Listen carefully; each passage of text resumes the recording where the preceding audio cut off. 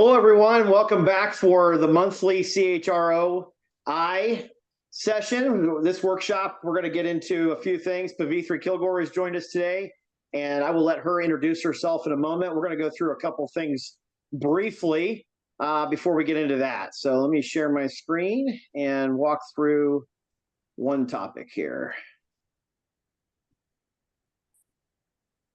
Okay, as far as workshop topics, so for this month with Pavithri, we're going to talk about government compliance along with the legalities with employee relations, things of that nature, really navigating some of that legal risk. And that's really wherever Pavithri is going to want to take that conversation, and based on questions and comments. Looking for a couple other contributors for the rest of the year across total rewards. That was one request from the group that I would love to have a contributor for. It does not have to be in September, but over the next 3 months or so, that would be great to have somebody contribute. Learning and development topics. I will reach out to Bernie on that and see if he's willing to do that. Technology and AI transformation, digital transformation and HR, looking for a volunteer there. And by the way, it does not have to be somebody within the group. That's great if it is. It can also be somebody that you know that you would like to invite. That's no problem. I can send them the invite directly, even if they're not a part of the group, and we can have them join for this session as well. And then for the end of the year, we'll get more into the planning for what this will look like next year and talk about things like what you all want to see, engagement, things of that nature. This space is for all of us. It's not for me. It's not for any one person. It's for whatever value we want to put in and get out of it. Okay, so we will get back to Pavithri here. Pavithri Kilgore, thank you for joining. We have worked together for a long time, known each other for a long time. Through the days of walking through manufacturing plants and seeing all kinds of craziness. And I always enjoy some of your infamous employee relations stories. Those can be good, sometimes very interesting, but please take us through the world of employee relations, those legalities, government compliance, whatever you'd like to touch on. And then Keith, myself, and anybody else that joins, we'll see if we have any questions for you. All right. Sure. So my world is a little different now, Graham. I don't just do ER anymore. I left the corporate world 4 years ago, I think. You're right. Things get very entertaining when you do ER. And for those that don't know what ER is, it is employee relations. We do 99% of the investigations inside a company, and most of it around labor and employment law. And specifically where Graham and I were working, we did ER did everything with the government agencies. We did the position statements, mediations, arbitrations, everything but go to court. And oh my gosh, I don't even know if I want to get into some of the crazy things I have come across over my lovely 25 years in the corporate world. But let's just say when you need to have a folder called bleep pictures that you can't delete for 3 years because of the statute of limitation, it gets old real fast. And Keith, from your look, I can tell you, you know exactly what I'm talking about, right? Makes you go, what is wrong with people? And then you turn around and go, there's government agencies who literally says, it's okay. And yes, I'm specifically talking about the NLRB and the complete overreach of some of their regs that they're coming out with right now. Cursing out managers, supervisors are not fireable offenses. One person making a complaint can be described as a concerted activity.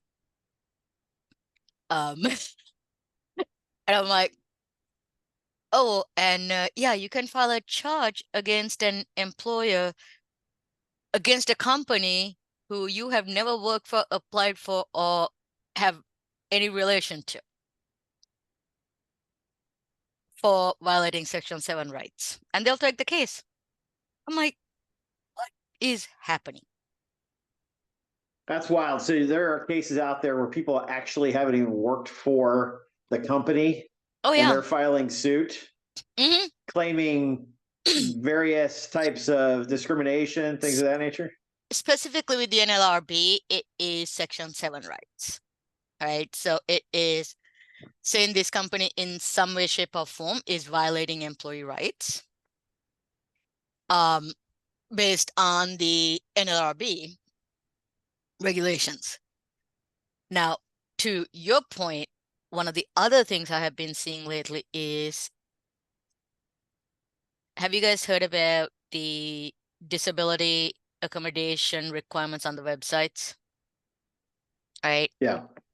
Some states have made it mandatory, others have not. There's a few people out there who are going on company websites, and if it doesn't have the little blue click to make it disability friendly, they are filing suit for disability discrimination. Wow.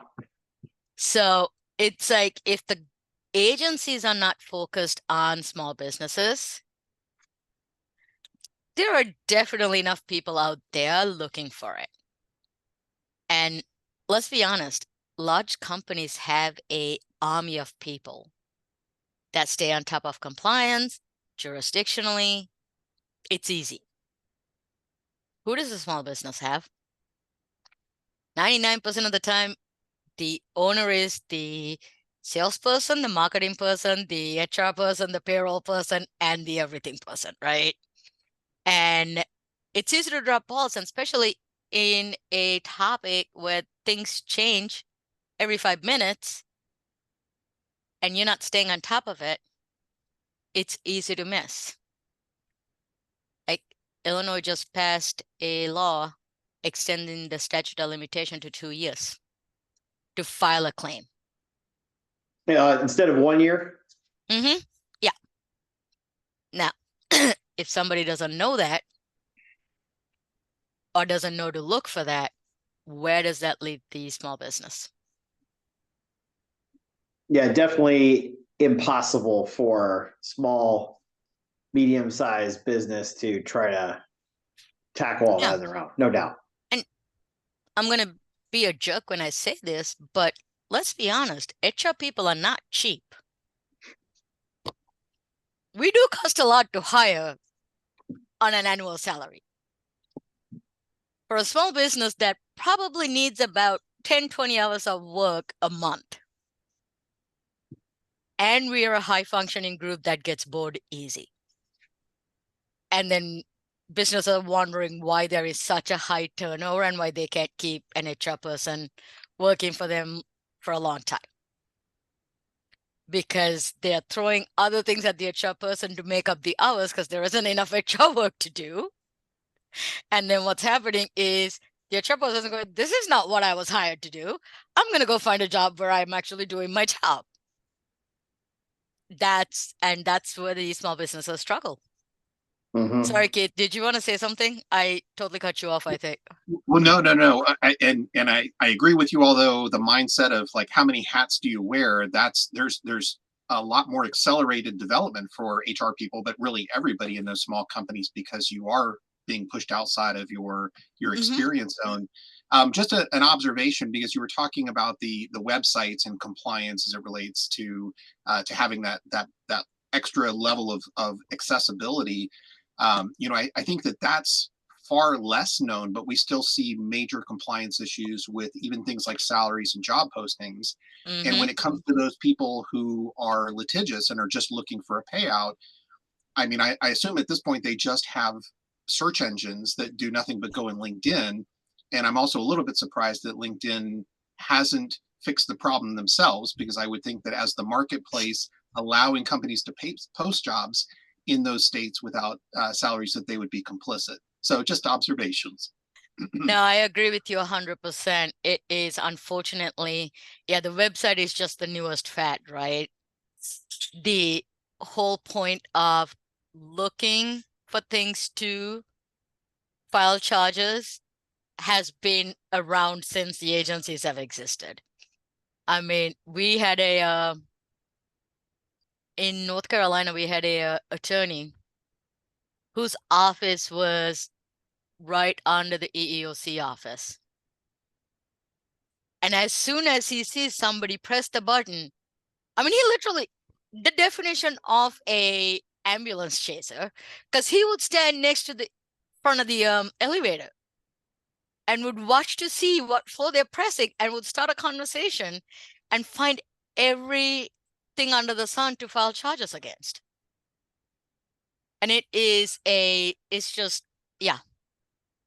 And we had somebody in Pennsylvania that was doing the same thing you said, Keith, about looking for filing charges based on salary and protected classes in a specific county.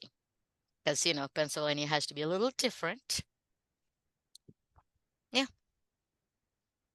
It's crazy. The what's the one that I just got for one of my clients? They were denied employment because of background.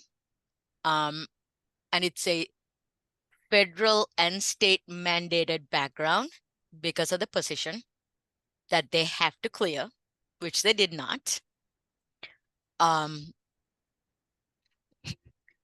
a charge claiming discrimination based on race and disability.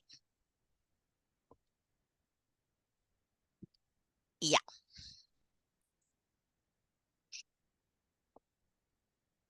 And she even says in the charge that they said I had to run a background and then I wasn't given a job because of my race and my disability.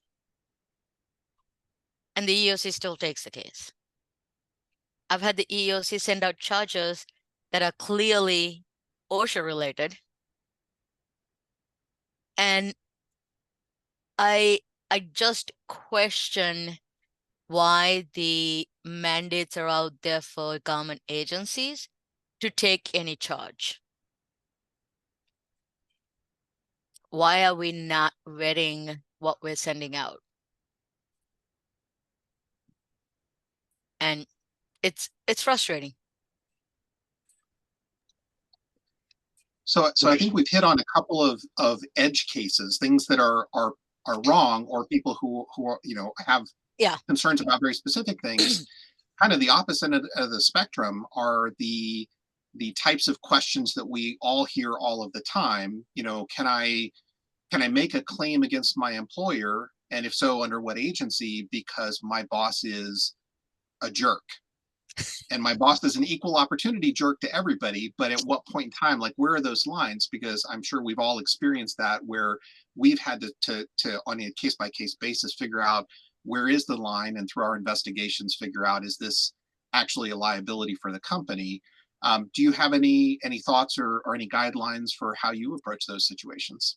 Yeah, so what's funny is, like, with my business, I do actually consult on both sides, right? I've had the employee call and be like, hey, do I have a claim? And I have had employees come and ask me like, hey, do I have a claim? This is what's going on. And it's a matter of making sure you help them break it down, right? Is your manager being a jerk? Or is he asking you to do your job?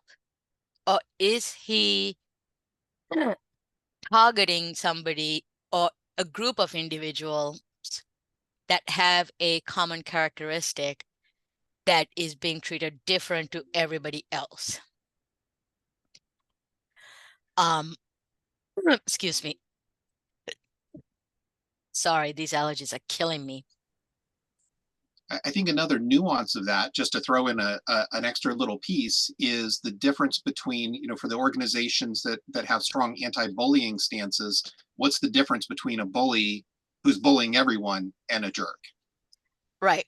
And what's the difference between a bully who is a jerk to everybody, but is a little extra to certain individuals, right? How are they towards women versus men? And does that make a difference? Are they targeting women because they're women, or are they targeting women because they can get away with it? Right? It is easily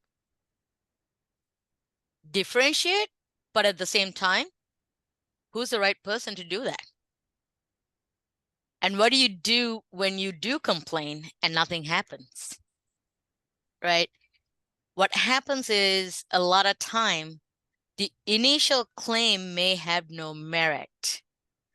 However, how the company reacts and address that initial complaint that has no merit is what's going to lead for the company to get in trouble for retaliation and whatever else that comes up down the road.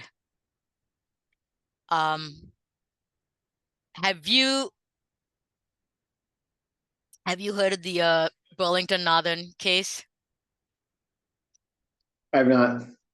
That is the case that literally dropped the standard of retaliation to the ground, that you can now just walk over to meet the standards because you don't have to jump any hoops.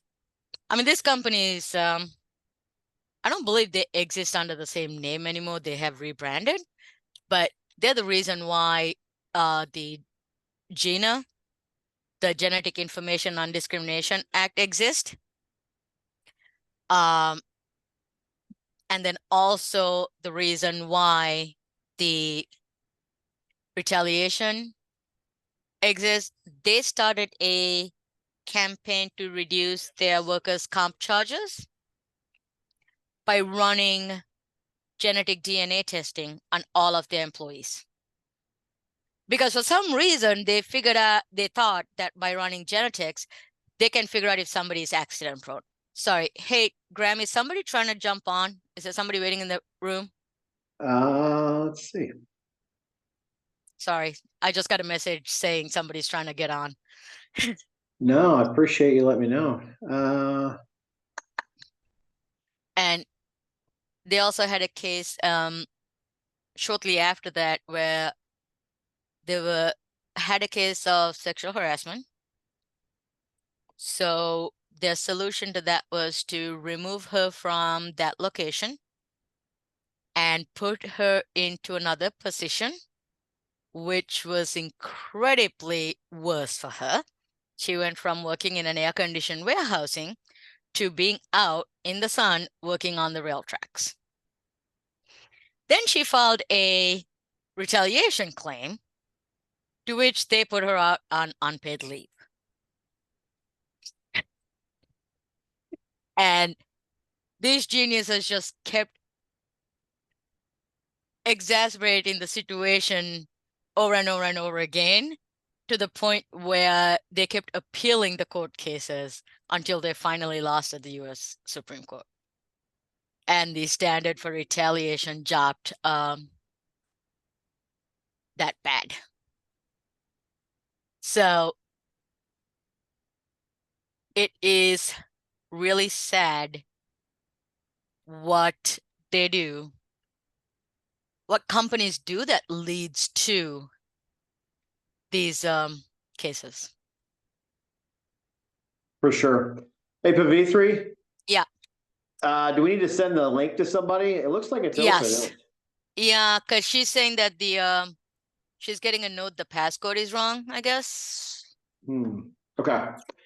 All right. I will. Who is it? Yeah, I'm about to drop her email for you. Give me a second here. Sorry. It's okay. I'll send it directly to them. Perfect. Thank you. No problem.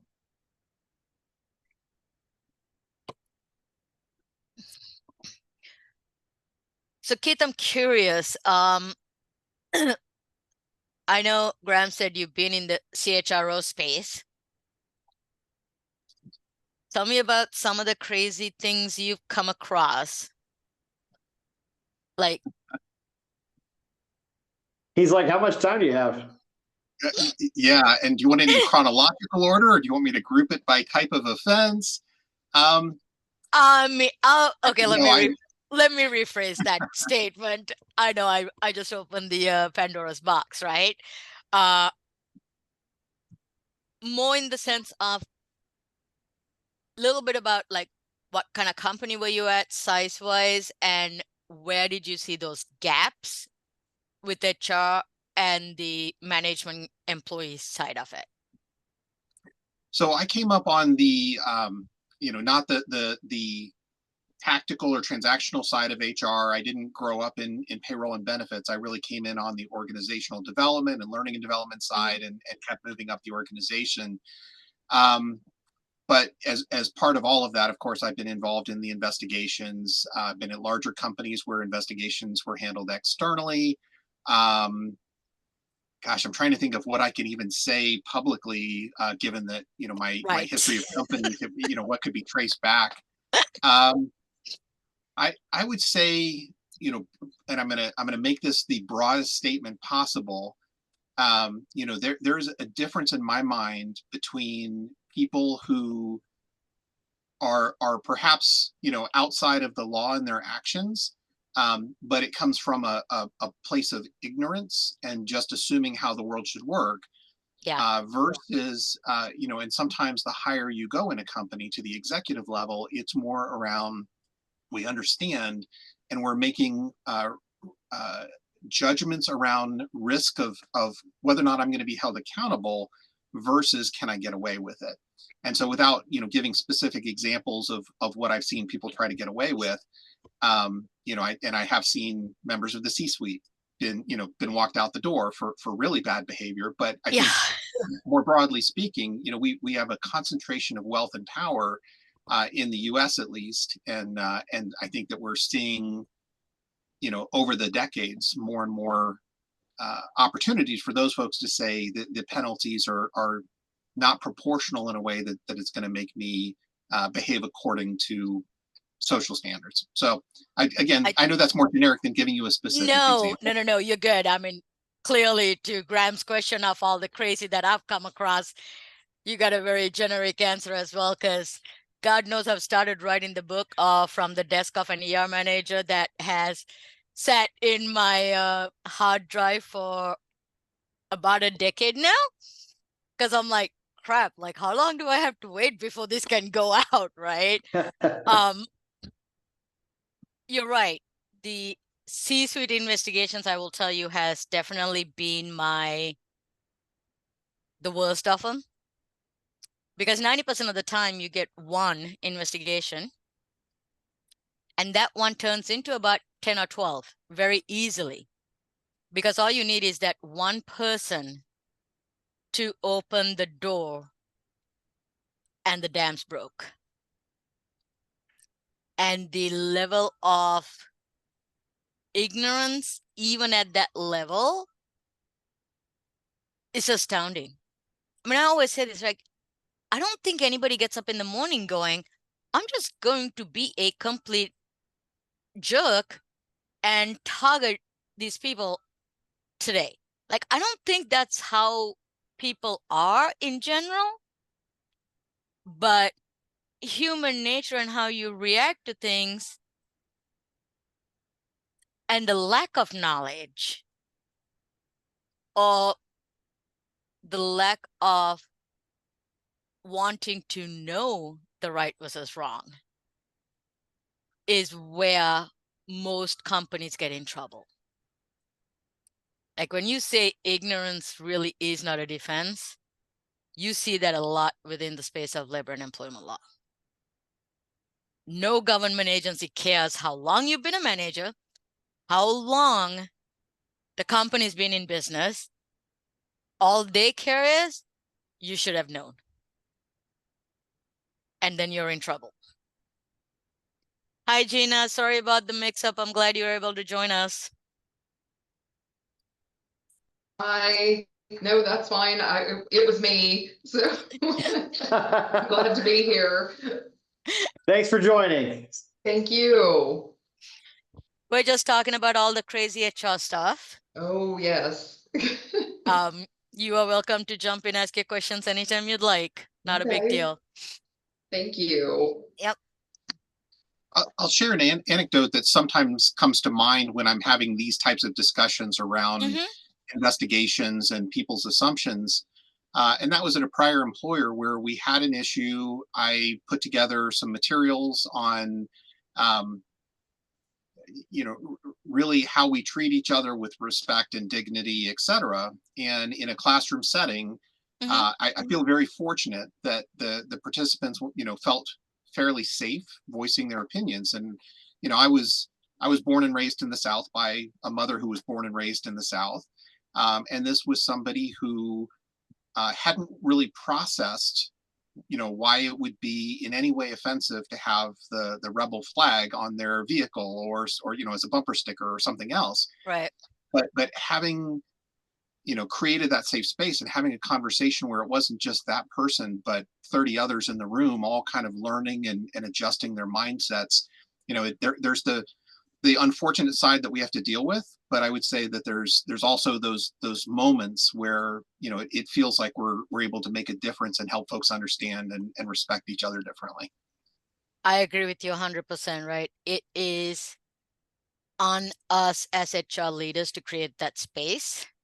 And in the small business world, I think it is on the owners and those leaders within the organization to create that space to provide a environment where people can speak up and ask the questions they don't know the answer to.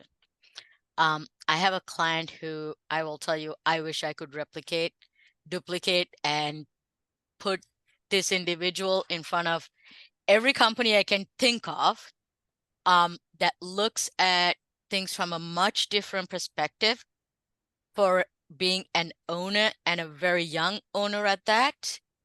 And it's like their first instinct when something goes wrong is to say, okay, what could I've done different? Not what's wrong with them. Every time there's a complaint, I get the call and it's like, hey, here's the situation. Here's what we did. Where did we go wrong? And I'm like, okay, this is where the company is growing as fast as you're growing. Because you as a leader isn't going, I'm the boss, you do what I tell you.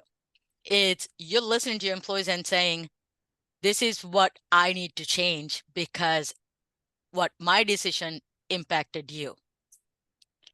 It's not about the laws 99% of the time. And I say this all the time, is complaints, charges, litigation happens not because you actually broke a law.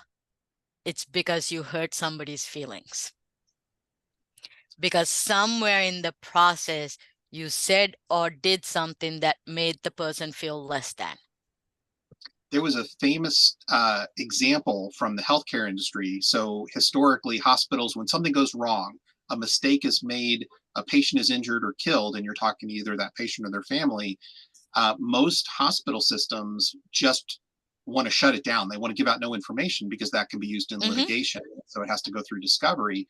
And there was one hospital system, one of the big ones, although I'm blanking at the moment as to which one it was, where they said, you know what, ethically, that doesn't align with our moral compass. If we hurt somebody, we need to apologize. We need to explain, and we need to tell them what we're doing to make sure it doesn't happen again. And their total dollars in lawsuits actually dropped. Yeah. For exactly what you're describing. It was that feeling of respect. Yeah. It's transparency, right? I want to say, was that John Hopkins? It might have been, but it's been a few years, so Yeah. I don't remember all of the details. I feel like it was John Hopkins for some reason, but I remember the one you're talking about, because we've used that example in the corporate world on why being an open book sometimes is the right way to go about it, right? It takes so much time and energy to build that reputation that you're going to destroy in literally 5 seconds because you're going to stick to your guns instead of doing what's right. This is the same guy who, for the first time, had a resignation in 5 years. The first resignation in 5 years. And his only question he wanted me to find out in the exit interview process was, what was the moment that they started looking, and what could they have done different to stop them from looking? I'm like, that's it? It's like, yeah. He's like, I just need to make sure nobody else wants to quit. Which reveals a completely different mindset than a lot of business leaders, which is all of my employees are high potential. It's up to me to bring it out, as opposed to saying, well, that one left, but I don't necessarily care. You still need to understand what's going on in your organization, or else the good ones do quit. Yeah. And what it comes down to is, if you don't care, that's great. That's your business. But if you want to be successful, you have to care. Yeah. Right. I always say, anybody who says leave your personal life at the front door when you come to work has no damn clue on how to manage. That's not people, or how to right? lead. Right. Yeah. Rather, Yeah. I misspoke. They're being a manager, not a leader. Yeah. If you don't understand what's happening in somebody's life, you will never understand why they are good or bad or is suffering at work. Sorry, Gina, did you have something? No, that was very interesting. Hold on, I don't know what's going on with my computer here. But that question that they wanted you to ask, I've been in healthcare for a long time, and I've never, when I left a job, ever had anyone ask me that. So I think that's brilliant. It's a different way of looking at the marketplace. Yes. Right? At a time when people are looking for a better quality of life, a lot of people don't realize that we spend more time at work than we do at home with our families. Exactly. And that better quality of life is actually part of work. Right. It's not just home. Yeah. So both sides of that equation has to be something they enjoy. And Absolutely. what's the difference between an unhappy marriage and an unhappy workplace? You suffer. That's it. Right. And Yeah. either one, you're just going to leave, right? Yeah. It's so why not put the same effort as an employer to save your employees and having that turnover and having to do this over and over again and making the changes you need to within, versus just sitting back and going, oh, well. Yeah. I think it's also pretty pointed that the question was, when was the first moment that they thought about leaving? Because there has been research on exit interviews, and the number one reason in exit interviews why people leave is for more pay, but that's after they've already gotten an offer to go somewhere else and they're getting more pay. It's an easy answer, and it doesn't reflect on, what were all of those triggers along the way that made them dissatisfied and even willing to consider leaving. Yeah. So it's a great approach. Yeah. The number of times that somebody gets headhunted out without ever looking are so low that don't ever assume somebody's leaving because they just got a too good to be true offer out of the blue, dropped out of the sky, and suddenly they're going to run away from your company.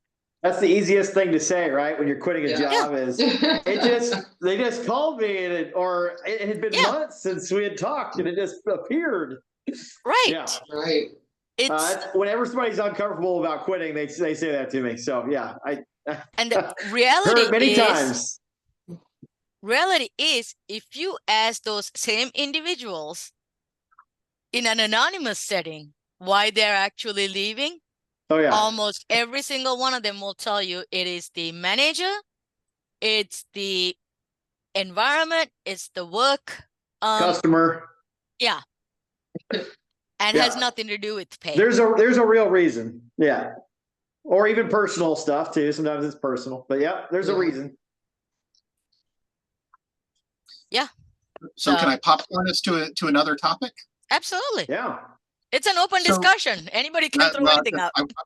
Yeah, just want to make sure before I don't shut anybody else off if there was more on that. So another thing we've seen recently in the news is not only all of the return to office mandates, but more recently some kind of behind the scenes revelations of how many companies have been using that instead of RIFs.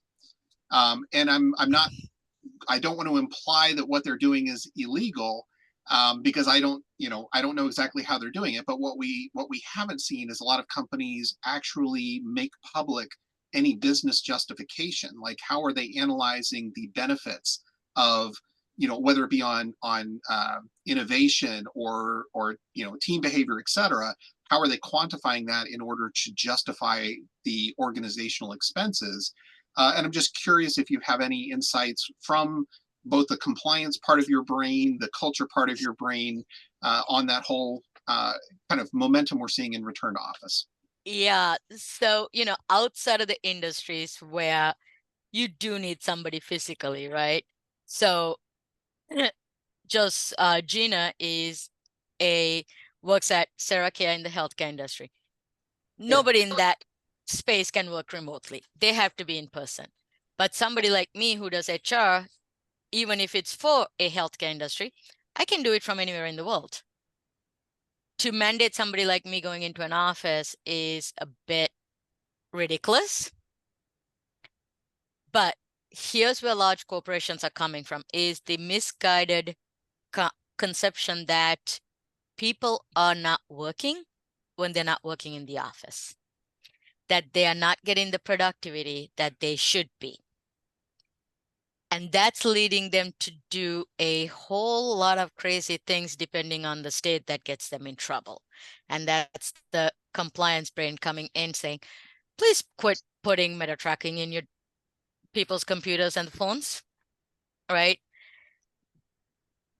Are you looking at if the job is getting done, or are you looking at when the job is getting done, right? That's one piece of it. The second piece is there still has not been enough of cases surrounding ADA and in office for me to say it's completely illegal, right? COVID exposure is still out there, and there are still individuals who are heavily immunocompromised. I just spent 3 weeks in the hospital with my husband. Am I going to be in very diverse, crowded environments at this moment while he's immunocompromised? HE double hockey sticks, no, not going to happen, right? But does that mean I won't do what I need to do for my clients if I need to do it? Yeah, but I will take those precautionary measures. So if somebody goes to an employer and say, yes, I can go into the office, but here's what I need, and the employer says, no, that's where the legality pieces come in. I had somebody reach out to me. Like I said, I do this on both sides. An employee reached out, Graham, you know who I'm talking about, that has been with the company for about 15 years. And a job that does not require them to be in the office whatsoever, and was in risk of being exposed to things that they should not be, as to continue to work from home, and was denied. And she's like, what's the justification? Because the office she was going to report to wasn't even in the same region she was covering. So what is the point of her going into an office and putting her health at risk? And she walked away and filed a charge. And I can't blame her, but it's how the employees react. The other piece of that is the dollars and cents. A lot of large companies own the property. They do not lease the property. And they are losing thousands and thousands and thousands of dollars in mortgage and rental fees for closed buildings. And in the current real estate market, they're not getting a lot to sell those buildings or lease those buildings. So to them, having it occupied again is justification on the return to office. And like I said, to me, I think it is a employee morale issue. It is a productivity issue on a negative sign, because employees who do have to now commute to work are going to be less productive than those that can work from home, because now you're adding in the commute time and all of the work travel stress that comes into it. So I think there's a lot that rides on it, and companies that are doing it without putting the due diligence into it are probably losing out on the long run. I just gave a whole lot of rambling answers to that question, Keith, and I don't know if I answered any of your questions. But no, you absolutely did, and I I agree with a lot of what you just said. It actually, part of the last part in terms of the cost, the time to commute, et cetera, I think brings up an interesting observation that at the beginning of COVID, when you had people who, let's say, had an hour commute. I mean, some people are 3-minute walk, some people are an hour drive or even more. Those people, when you look at the entire employment arrangement, the company doesn't control where you live in Right. almost all cases. But what really literally happened at the beginning of COVID is that person who was working 8 hours and commuting too, they were making a certain amount of money every day for 10 hours of time. When those 2 hours got taken off, functionally, they got a raise, a significant raise, a 20%, 20, 25%, whatever it is. I have to do the reverse fraction in my head, but that was a significant raise. And so part of the return to office equation then is companies not saying, well, let's figure it out, or how do we make it whole? I mean, there's how do you make it whole, then how do you make it fair for everybody else? And everybody can't figure that equation out. But as a result, they're taking all of those folks and functionally giving them a pay cut now by having that RTO mandate. Yeah. And the other piece of that is also people realize that their job can actually be done away from the office, right? So if you take the coastal states that cost you an arm and a leg to live in, and you have aging parents in the Midwest or the South area, they realize that, hey, I can now move to the Midwest, or I can move to a southern state, pay 1/3 of the rent I'm paying to a closet to live in New York, and still do my job and keep the same pay. Yep. A lot of people made that move, and now in danger of losing their job because they made the move. It's the hybrid still confuses me as well, Keith. If the position can be hybrid, why can't it be remote? Yeah, I think a couple of things that come to mind, and Pavithra, I've got kind of the more operational side and the HR side in some ways. So from a leadership perspective, I think what the realization that really came to me on the return to office stuff is it's the fear and lack of control and not being able to see your people working. And oftentimes that's a you issue, meaning a leadership issue, not a people issue. So you either don't know how to manage your people, and you're seeing that, it was easier in the office because there was a fear factor. There was a, hovering over their shoulder factor, whatever the case may be. Can I adjust that terminology just real quickly? Yeah. It's because they only know how to manage their people. They don't know how to lead their people. Exactly. So that typically means there's a huge opportunity for growth in that leader or set of leaders if it's an entire company. And it's really they're not comfortable in their own skin as a leader. It's not a people thing. Now, if there's performance issues, a lot of times they're not being addressed appropriately. It's not that it's just everyone's doing something or whatever. It's, you're allowing everyone to do that, or it's 1 or 2 people and you're throwing everybody in the bucket, which we all love, right? When it's, one person is doing it, so we're going to manage everybody the exact same way because we had one situation where somebody had 3 jobs or whatever, right? You gotta love those. Go ahead, Keith. Well, I just want to add to that, and this goes back to the compliance and legal side, is yes, everybody can be remote except for the poor performers, and we're going to yank them back into the office. They have to work in the office, and everybody else gets to stay remote. No, that's not the way progressive discipline works. Well, it boggles my mind because it's all it is the location of work. Like it becomes this big thing, this big topic, and we're just talking about the location of work. So if you're in a big company, your office is a lot of times nowhere near your team or your leaders or anything like that. And a lot of times it makes no difference if you're sitting at home or down the street in another building, a different part of campus or another location, right? And it drives me crazy when you hear they have to be in the office, but then they're on Zooms all day with people in other offices around the world, right? Or around the country. So it doesn't make any sense, but a lot of times that's where we go because, well, it feels more comfortable to tell people, well, the company's not performing or individuals aren't performing, so we just put them in the office. So, which is funny because 2 years ago we were hearing about how well people were performing at home and how performance was actually better. And now it's the opposite because, the market got tougher, right? I'll date myself here for a minute and say I started doing HR in the late 90s.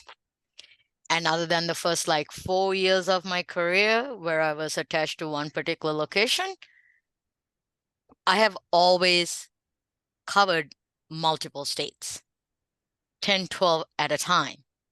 So my job has always consistently been a remote position because I can't ever be in 12 states at once, right? So to me, the concept of remote versus in person has always been a as needed situational decision. I think the biggest thing that changed in our employee relations world, I won't even say the HR world, but the employee relations world was, are you an effective investigator with Zoom versus in person? Are you able to have that same ability to observe the body language and the nonverbal cues as you would in person over Zoom, and honing in on those skills as an investigator?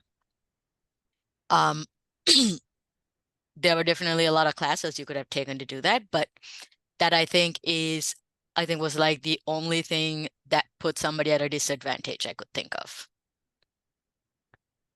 Gina, you got any questions, comments, concerns? Anything you wanted to get out of this we haven't talked about because we were just having a tangent? I just am enjoying learning. So no, I've never had the opportunity to be remote because I do work in healthcare and we have to be on site. So our center did close during COVID, but I still had to come in because we had to check on our clients to make sure they were okay. And, so that's never something that I've been able to do. Gina, I think. Sorry, go ahead.